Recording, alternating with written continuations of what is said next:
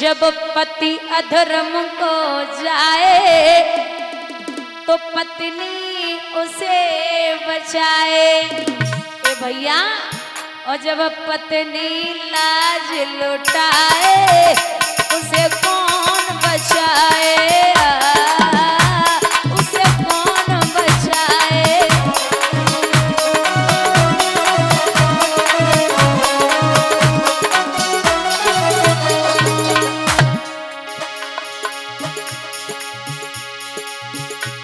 माना कि तेल बाती से घर का दीपक है रोशन, घर में एक छोटा बच्चा घर का करता है प्रमोशन।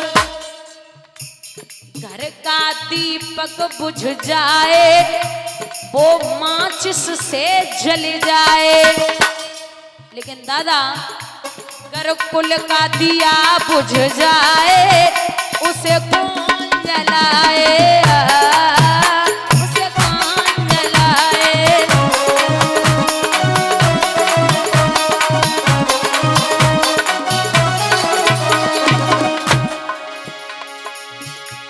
नारी के धर्म का तर्पण वो पति को करती समर्पण।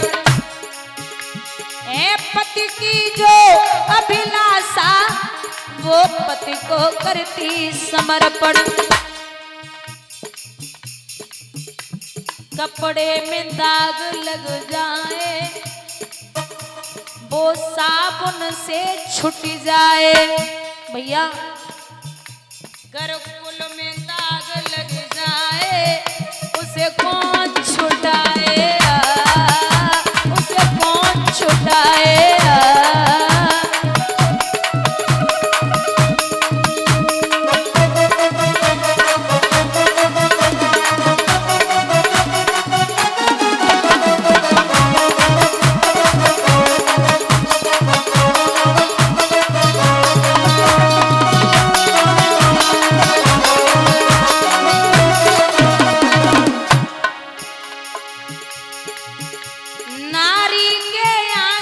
किसी की ना चली न चल सकती है।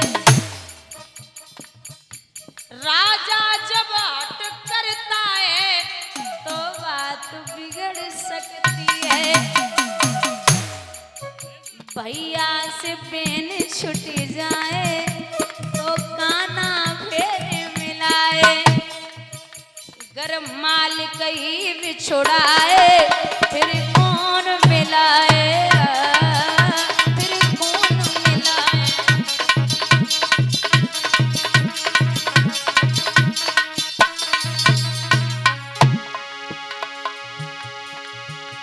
इज्जत से जीना सीखो, इज्जत से मरना सीखो। भारत के प्यारे पीरो, भारत पे मरना सीखो। जो ठोकर से गिर जाए उसे कोई न कोई उठाए। भैया, जो नजरों से गिर जाए उसे कौन उठाए, उसे कौन उठाए।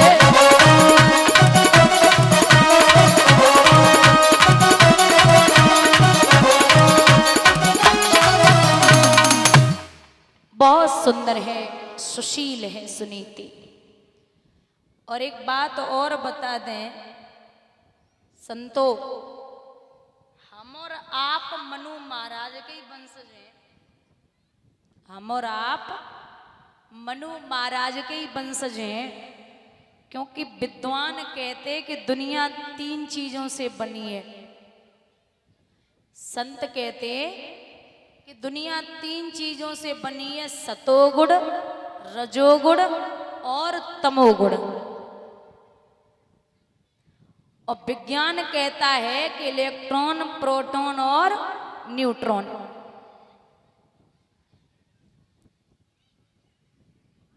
हम और आप मनु महाराज के ही वंशज हैं।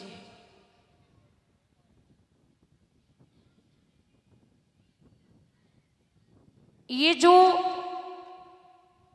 मैया देवहूति हैं, इन्होंने अपने बेटे से एक बात सीखी कि बेटा,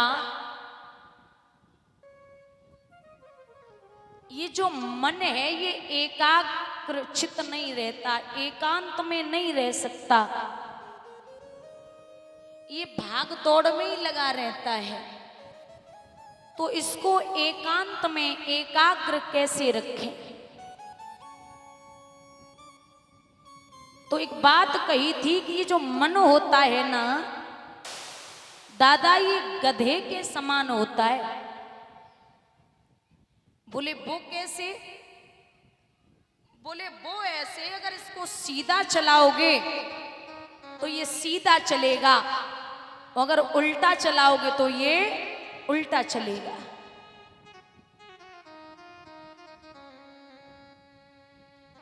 पहले के जो धोबी हुआ करते थे वो गधा रखा करते थे, कपड़े धुलते गधे पर रखते तब घर आते थे, और गधे को पैर में बांधा जाता है। एक धोबी कपड़े धुलने गया गधे को लेके, तो जब वो कपड़े धुलने बैठा तो रस्सी घर पे ही भूल आया, रोज बांधता था। जब रस्सी घर पे भूल के आया तो गधा खेती बंजर करने लगा। अब धोबी ने विचार कियो कि अगर गधा पकड़ेंगे तो कपड़ा ना धुल पावे, और कपड़ा धुले तो गधा भागे जावे, क्या करें?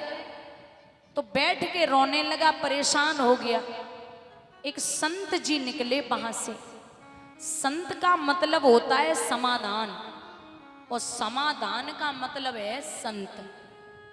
जिसके पास हर एक चीज का समाधान होता है वही संत होता है। और जो बिगड़े हुए को साध ले, जो बिगड़े हुए को साध दे वही साधु होता है। और जिसकी आत्मा मान होती है वो महात्मा और शतरूपा। मनु और शतरूपा की 5 संतानें हुई, 3 बेटियां और 2 बेटे। 3 बेटियां हुई हैं आकुति, देवहूति और प्रसूति, और 2 बेटे हुए उत्तानपाद और प्रियव्रत। महाराज देवहूति करदम ऋषि के लिए ब्याई गई थी। इनके 9 बेटियां हुई, 10वें पुत्र हुए जिनका नाम था कपिल भगवान, जिन्होंने अपनी मैया को मन, चित्त और अहंकार के बारे में समझाया था। मैया देवहूति ने अपने बेटे को ही गुरु बनाया था। 2 बेटे उत्तानपाद और प्रियव्रत। परीक्षित, हम उत्तानपाद उसे कहते हैं जिसका उत्तम पद, और ध्यान से सुनना, जिसका उत्तम पद समाज में होता है वही उत्तानपाद होता है। ये अयोध्या नगरी के राजा, हम अयोध्या उसे कहते हैं जिस राज्य को कभी भी किसी भी राज्य ने युद्ध में न जीत पाया हो, उस नगरी का नाम है अयोध्या। पत्नी है जिसका नाम है सुनीति। हम सुनीति उसे कहते हैं जिसकी सुंदर नीति हो और जो घर परिवार में नीति चाहती हो। उत्तानपाद की प्रथम प्रिया सतियों में लेखी जाती थी, और वो परम विनीता नीतिवती रानी सुनीति कहलाती थी। बहुत सुशील है, बड़ी अच्छी है, पति की बात मानती, बड़ी सेवा करती रानी है, लेकिन सबका ख्याल रखती। और ये सत्यता भी है। माताओं, एक बात बताइए, खीर बनानी आती है? खीर आती है? क्या क्या पड़ता है खीर में? बोलो बोलो बोलो। दूध